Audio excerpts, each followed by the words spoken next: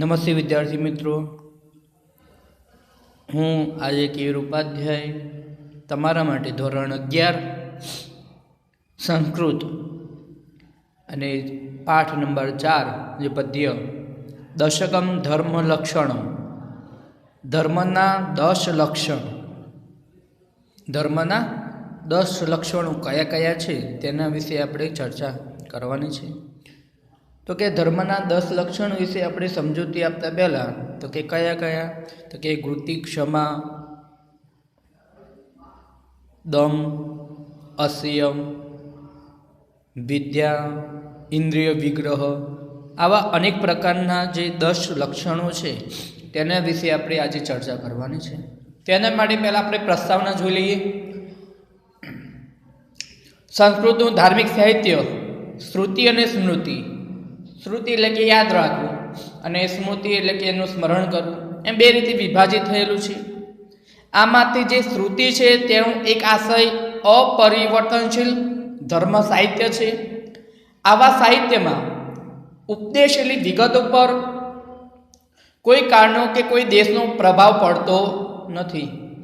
આ રીતે જોતા શ્રુતિશાસ્ત્રમાં વિધાનો સાર્વકાલિક અને સાર્વભૌમિક હોય છે, જ્યારે સ્મૃતિશાસ્ત્રમાં ઉપદેશેલી વિગતો ઉપર ક્યારેક દેશ, કાળ કે પરિસ્થિતિનો પ્રભાવ જોવામાં આવે છે.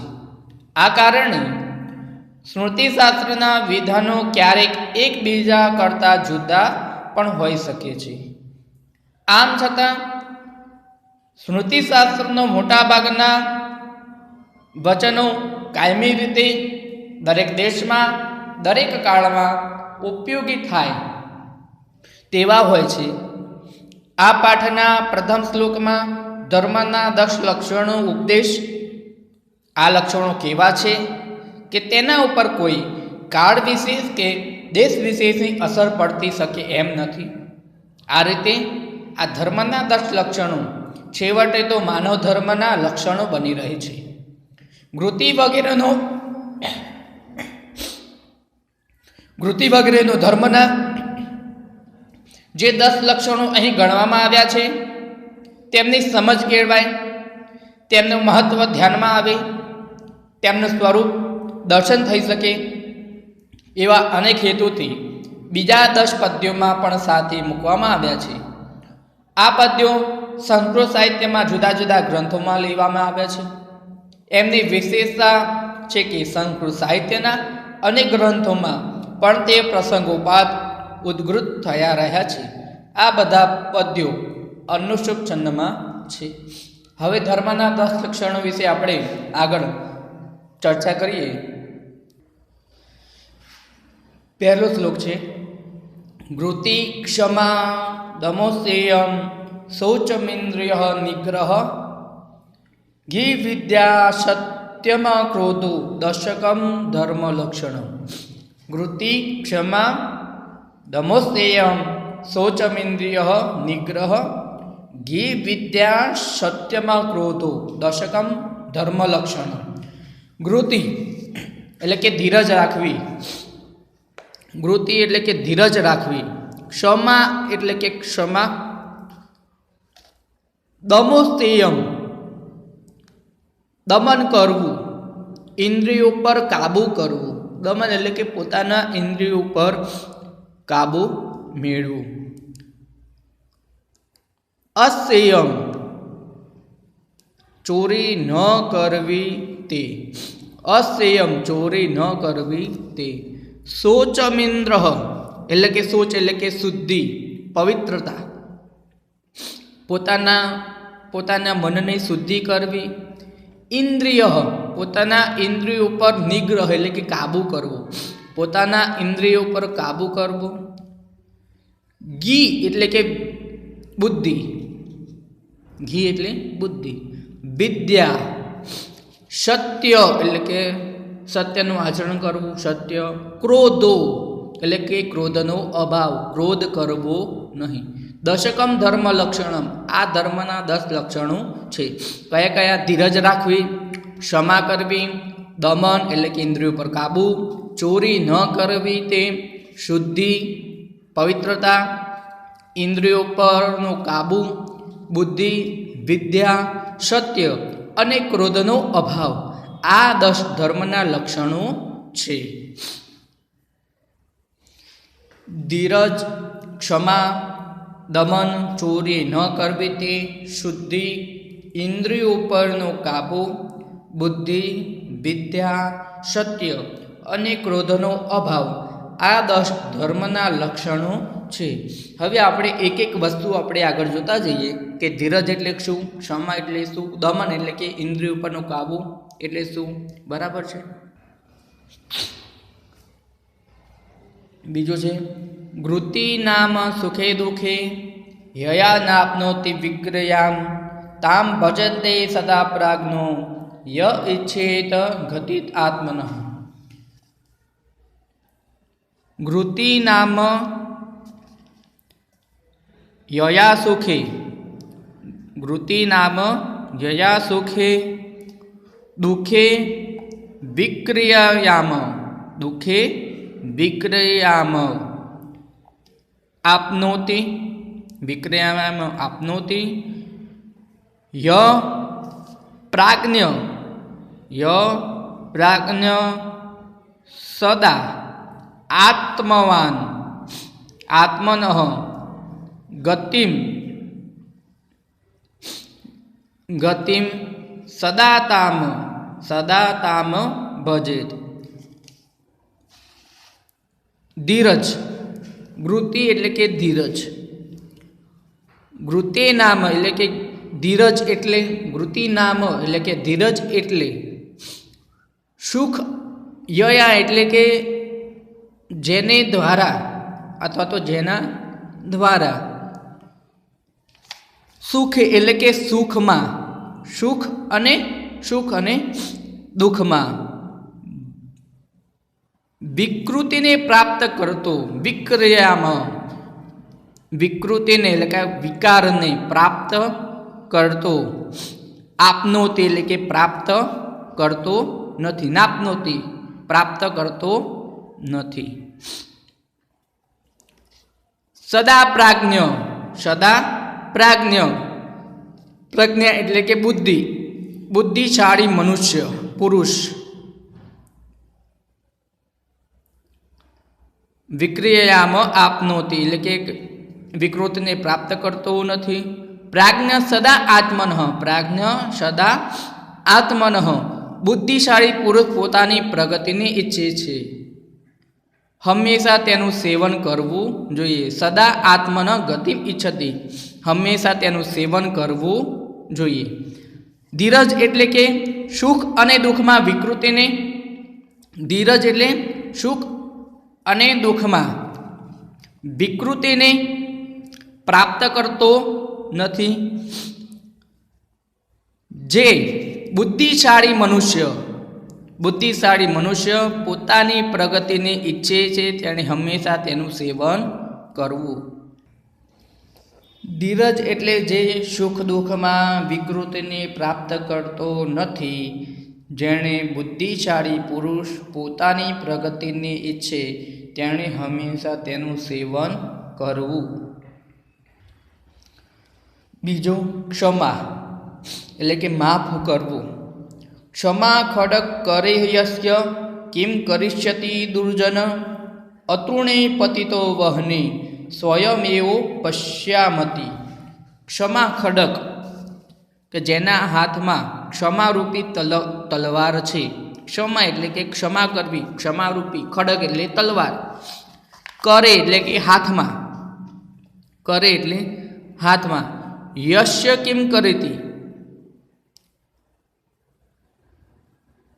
યશ્ય કિમ કરેતી એ કે ક્ષમારૂપી તલવાર જેના હાથમાં છે, તો દુર્જન તેનું શું કરી શકે. દુર્જનમ કિમ કરી શકે, દુર્જન તેનું શું કરી શકે. અતૃણે પતિતો વહની, અતૃણ એટલે કે ઘાસ, તૃણ એટલે કે ઘાસ. અતૃણે ઘાસ વિનાની જગ્યામાં પડેલો અગ્નિ, વહની એટલે અગ્નિ, પડેલો અગ્નિ. સ્વયં એવું પશ્યામિતિ પોતાની મેળે જ, સ્વયં એટલે કે પોતે, પોતાની મેળે જ ઓલવાઈ જાય છે. ફરીથી, સ્વયમેવ પશ્યામિતિ, પોતાની મેળે જ ઓલવાઈ જાય છે. ક્ષમારૂપી તલવાર જેના હાથમાં છે, ક્ષમારૂપી તલવાર જેના હાથમાં છે, તેનું દુર્જન શું કરી શકે? ઘાસ વિનાની જગ્યામાં પડેલો અગ્નિ પોતાની મેળે જ ઓલવાઈ જાય છે. ક્ષમારૂપી તલવાર જેના હાથમાં છે, તેનું દુર્જન શું કરી શકે?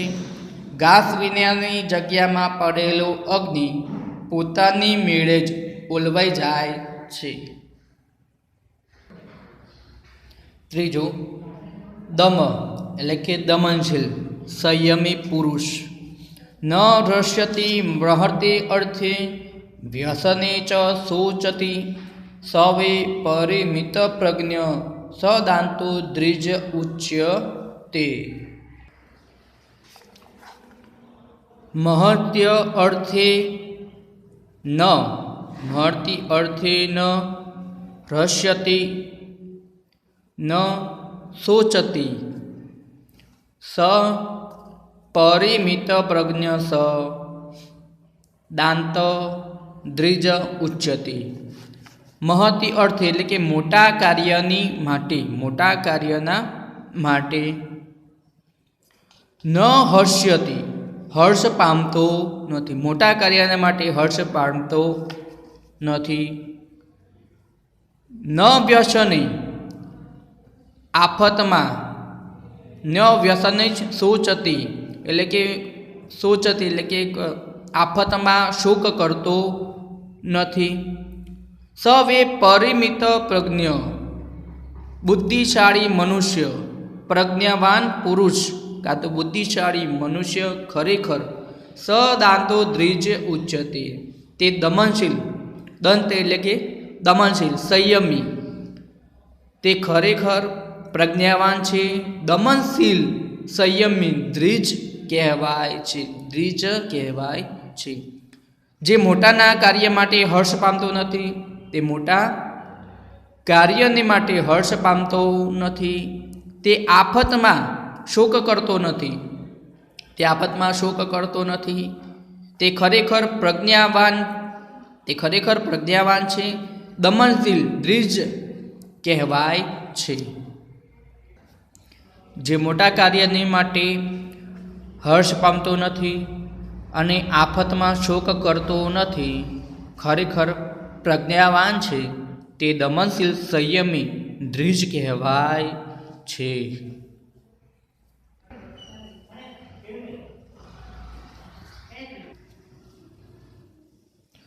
ચોથું, અન્ય દિયે તૃણે રત્ને કાંચને મુક્તિકે પીવા, મનસા વિનિવૃત્તયા તદસ્યેયં વિદુબુર્ધા.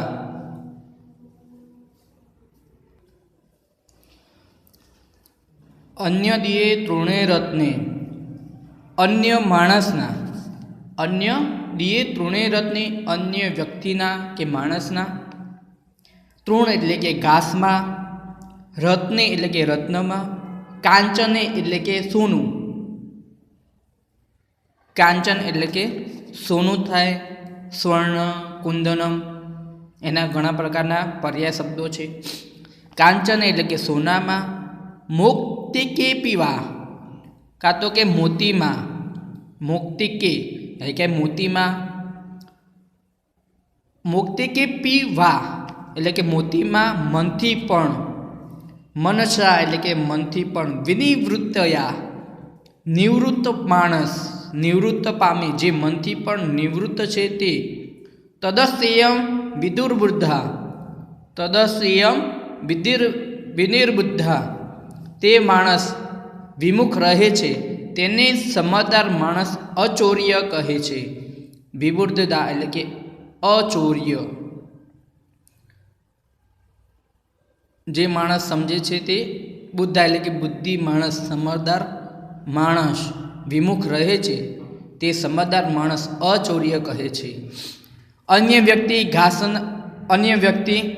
અન્ય વ્યક્તિ ઘાસમાં, રત્નમાં, સોનામાં, મોતીમાં મનથી પણ જે નિવૃત્ત પામે છે તે વિમુખ કાં તો વિમુખ રહે છે તેને સમજદાર માણસ અચોર્ય કહે છે. એટલે કે ચોરી ન કરવી તે, અસંયમ ચોરી ન કરવી તે. અન્ય વ્યક્તિના ઘાસમાં, રત્નમાં, સોનામાં અથવા મોતીમાં મનથી પણ જે નિવૃત્તિ પામે છે કાં તો નિવૃત્ત રહે છે કે કાં તો વિમુખ રહે છે, તેનાથી વિમુખ રહે છે તેને સમજદાર માણસો અચોર્ય કહે છે. અસંયમ એટલે કે ચોરી ન કરવી તે. પાંચમું, શૌચમ એટલે કે શુદ્ધિ, પવિત્રતા. શૌચ ચ દ્વિવિધમ પ્રોક્તમ, શૌચમ ચ દ્વિવિધમ પ્રોક્તમ, બાહ્યાભ્યંતરમ તથા નુજલાભ્યાભ્યમ સ્મૃતમ, બાહ્યમ ભાવ શુદ્ધિતા અંતરમ. શૌચમ ચ દ્વિવિધમ પ્રોક્તમ, બાહ્યાભ્યંતરમ તથા મૃજલાભ્યાભ્યમ સ્મૃતમ, બાહ્યમ ભાવ શુદ્ધિ તથા અંતરમ. શૌચમ ચ દ્વિવિધમ પ્રોક્તમ, શૌચમ એટલે કે પવિત્રતા, શુદ્ધિ પવિત્રતા કાં તો શુદ્ધિ દ્વિવિધમ પ્રોક્તમ બે પ્રકારની કહેવાય છે. શુદ્ધિ બે પ્રકારની કહેવાય છે. બાહ્ય એટલે કે બહારની, આભ્યંતરમ તથા બાહ્યમ તથા આભ્યંતરમ, બાહ્ય એટલે કે બહારની તથા અંદરની. મૃજલાભાભ્યમ, મૃત એટલે કે માટી અને જલાભ્યામ એટલે કે જળ. માટી અને જળ વડે, મૃજલાભ્યાભ્યામ શ્રુતમ, માટી અને જળ વડે બાહ્ય ભાવ શુદ્ધિ તથા અંતરમ, બહારની, બાહ્ય એટલે કે બહારની તથા ભાવ શુદ્ધિ ભાવનાની શુદ્ધિ, અંતરમ અંદરની કહેવાય છે. ભાવનાની શુદ્ધિ તે અંદરની કહેવાય છે. શુદ્ધિ બે પ્રકારની, બાહ્ય અને અંદરની. માટી અને જળ વડે બાહ્ય, કે માટી બહાર હોય, જળ પણ બહાર દેખાય. માટી અને જળ વડે બાહ્યની અને ભાવનાની શુદ્ધિ એટલે કે આત્માની શુદ્ધિ, ભાવનાની શુદ્ધિ એટલે કે અંદરની કહેવાય છે. શુદ્ધિ બે પ્રકારની કહેવાય છે, બાહ્ય અને અંદરની. માટી અને જળ વડે બાહ્ય તથા ભાવનાની શુદ્ધિ તે અંદરની કહેવાય છે. ઇન્દ્રિય નિગ્રહ, ઇન્દ્રિયો પર કાબૂ રાખવો તે. શ્રુત્વા સ્પૃષ્ટવા ચ દ્રષ્ટવા ચ ભુક્ત્વા ઘ્રાતા ચ યો નરઃ ન હસ્યતિ ગ્લાયતિ વાશ વિઘ્નેયો જીતેન્દ્રિયઃ.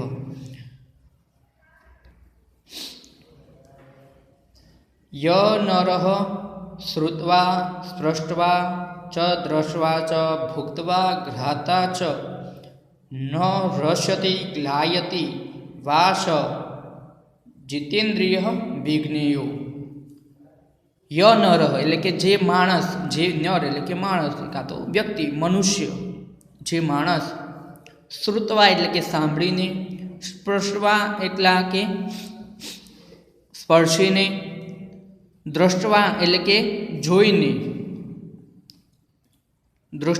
કે જોઈને, જે માણસ સાંભળીને, સ્પર્શીને, જોઈને, ભુક્ત્વા એટલે કે ભોગવીને, ગ્રાતવા એટલે કે સૂંઘીને, ય ન હસ્યતિ હર્ષ પામતો નથી, કાં તેની અંદર ગ્લાયતિ ગ્વાલિન પામતો નથી, કંટાળતો નથી, તેની અંદર કંટાળતો નથી, તેને ઇન્દ્રિય વિજેતા જાણવો, તેને જીતેન્દ્રિય એટલે કે ઇન્દ્રિયો પર કાબુ મેળવ્યો છે તે માણસ, ઇન્દ્રિય વિજેતા તેને જાણવો.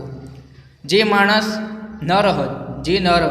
જે માણસ સાંભળીને, સ્પર્શીને, જોઈને, ભોગવીને અને સૂંઘીને હર્ષ પામતો નથી કે ગ્વાલિન પામતો નથી, કંટાળતો નથી, તેને ઇન્દ્રિય વિજેતા જાણવો. જે માણસ સાંભળીને, સ્પર્શીને, જોઈને, ભોગવીને અને સૂંઘીને હર્ષ પામતો નથી કે ગ્વાલિન પામતો નથી, કંટાળતો નથી, તેને ઇન્દ્રિય વિજેતા જાણવો. 7મું, ગી એટલે કે બુદ્ધિ.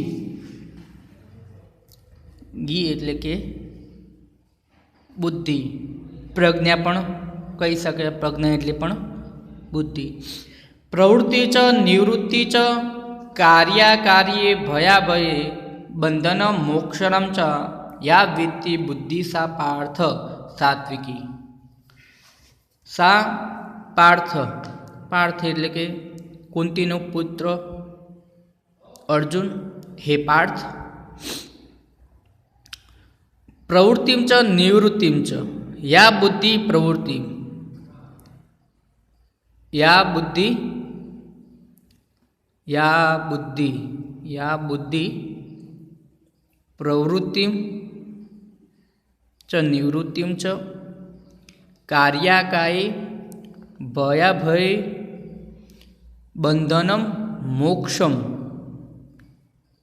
ચ સા બુદ્ધિ સાત્વિકી વર્તતે. પાર્થ, હે પાર્થ, કુંતીના પુત્ર, જે બુદ્ધિ પ્રવૃત્તિ અને નિવૃત્તિની, જે બુદ્ધિ પ્રવૃત્તિ કે નિવૃત્તિની, કાર્ય અને અકાર્યની, કાર્ય કે અકાર્યની, ભયાભય ભય અભયની, બંધન અને મોક્ષની કાં તો મુક્તિની જે જાણે છે, શા બુદ્ધિ, તે બુદ્ધિ સત્વગુણના સ્વભાવ, સાત્વિકી સત્વગુણના સ્વભાવને જાણે છે કાં તો સત્વગુણના સ્વભાવવાળી છે. હે પાર્થ, કુંતીના પુત્ર, જે બુદ્ધિ પ્રવૃત્તિ અને નિવૃત્તિને, કાર્ય અને અકાર્યને, ભય અને અભયને તથા બંધન અને મુક્તિને એટલે કે મોક્ષને જાણે છે, તે બુદ્ધિ સત્વગુણ સ્વભાવવાળી છે. હે પાર્થ, કુંતી પુત્ર અર્જુન, જે બુદ્ધિ પ્રવૃત્તિ અને નિવૃત્તિને, કાર્ય અને અકાર્યને, ભય અને અભયને તથા બંધન અને મુક્તિને જાણે છે, તે બુદ્ધિ સત્વગુણ સ્વભાવવાળી છે. તેને સાત્વિકી પણ કહેવાય છે. 8મું, વિદ્યા એટલે કે અભ્યાસ પણ કહેવાય, વિદ્યા પણ કહેવાય. અનેક સંશયો છેદી પરોક્ષાર્થાર્થ દર્શકમ સર્વસ્ય લોચનમ શાસ્ત્ર યસ્ય શાંત્યંધ એવ સ. અનેક સંશયો છેદી પરોક્ષાર્થ્ય ચ દર્શકમ શાસ્ત્રમ સર્વસ્ય લોચનમ શાસ્ત્રમ ચ સર્વસ્ય લોચનમ યસ્ય અસી સ ઇન્દ એવ સ નાસ અંધ એવ. અનેક સંશયો છેદી, અનેક સંશયોને દૂર કરનાર, અનેક સંશયોને દૂર કરનાર એટલે કે અપ્રસ્તુત અર્થનું, પરોક્ષ વિષયનું, પરોક્ષ અર્થ દર્શકમ, પરોક્ષ વિષયનું દર્શન કરાવનાર, પરોક્ષ વિષયનું દર્શન કરાવનાર શાસ્ત્ર એટલે કે વિદ્યા. સર્વસ્ય લોચનમ, સૌનું નેત્ર છે, સૌની આંખ છે કાં તો નેત્ર છે. યસ્ય સા ઇન્દ એવ સ, જેની પાસે તે નથી, તે આંધળો જ છે. અંધ એવ સ, તે આંધળો જ છે. અનેક સંશયોને દૂર કરનાર અને અપ્રસ્તુત અર્થનું એટલે કે પરોક્ષ વિષયનું દર્શન કરાવનાર શાસ્ત્ર વિદ્યા સૌનું નેત્ર છે. જેની પાસે નથી તે આંધળો જ છે. જેની પાસે વિદ્યા નથી તે કેવો છે? આંધળો જ છે. અનેક સંશયોને દૂર કરનાર અને અપ્રસ્તુત અર્થનું પરોક્ષ વિષયનું દર્શન કરાવનાર શાસ્ત્ર વિદ્યા સૌનું નેત્ર છે. જેની પાસે વિદ્યા નથી, બરાબર, જેની પાસે તે નથી તે આંધળો જ છે. અનેક શાસ્ત્ર કેવું છે? અનેક સંશયોને દૂર કરનાર, પરોક્ષ વિષયનું દર્શન કરાવનાર શાસ્ત્ર સૌનું નેત્ર છે. જેની પાસે શાસ્ત્ર નથી કાં તો વિદ્યા નથી તે આંધળો જ છે. 9. સત્યમ એટલે કે સાચું. યથાર્થ કંથનમ યચ સર્વલોક સુખપ્રદમ તસ્ય મિતિ વિજ્ઞેયમ સત્યમ ધૃતિપર્ય. યથાકર્થનમ યચ સર્વલોક સુખપ્રદમ તસ્ય મિતિ વિજ્ઞેય સત્યમ ધૃતિપર્ય. યત યથાર્થકથનમ સર્વલોક સુખપ્રદમ તત સત્યમ ઇતિ વિજ્ઞેય અસત્યમ ધૃતિપર્ય. જે વાસ્તવિક કથન છે અને જે સર્વ લોકોને માટે સુખ આપનાર છે તે સત્ય એમ જાણવું અસત્યથી તેનાથી ઉલટું હોય છે. 10. તપતે તયતે ચેવ યચ દાનમ પ્રયચ્છતિ ક્રોધો હિ સર્વ હરિતમ તસ્માત ક્રોધમ વિવર્જયેત. યત તપતે તયતે ચેવ એવ દાનમ પ્રયચ્છતિ ક્રોધો હિ સર્વ હરિતમ તસ્માત ક્રોધમ વિવર્જયેત. જે તપ કરે છે, પરિશ્રમ કરે છે, જે પ્રયત્ન કરે છે અને જે દાન આપે છે